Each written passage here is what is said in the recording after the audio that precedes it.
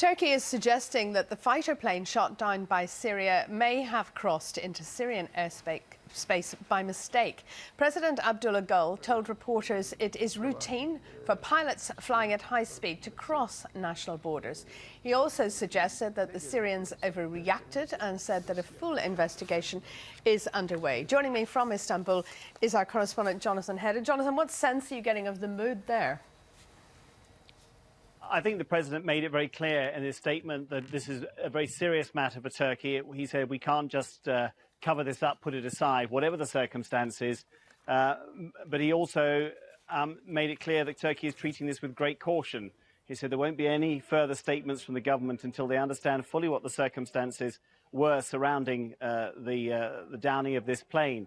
The very fact that Syrian and Turkish vessels are involved in the search and rescue effort for the two missing crew members suggests that already there has been contact between Turkey and Syria, two countries that don't normally get along well at all at the moment, but they're both involved in the search for the crew members.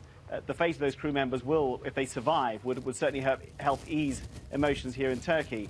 But to that extent, Turkey is not rejecting Syria's account that the plane strayed into Syrian airspace, but leaving judgment open.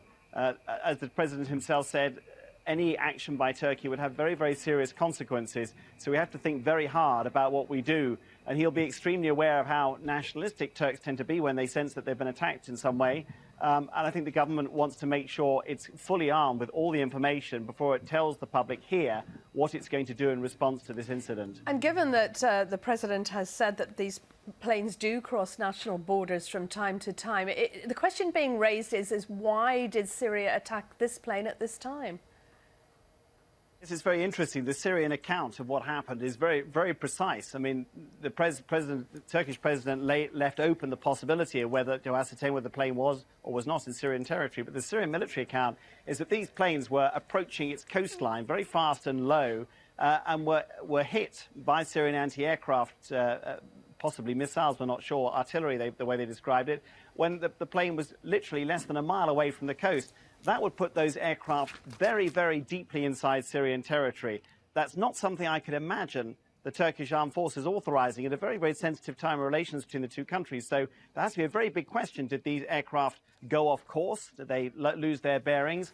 What kind of mission were they on? The Turks say it was a reconnaissance plane, and that will raise suspicions in Syria that they're using these planes to try to spy on them.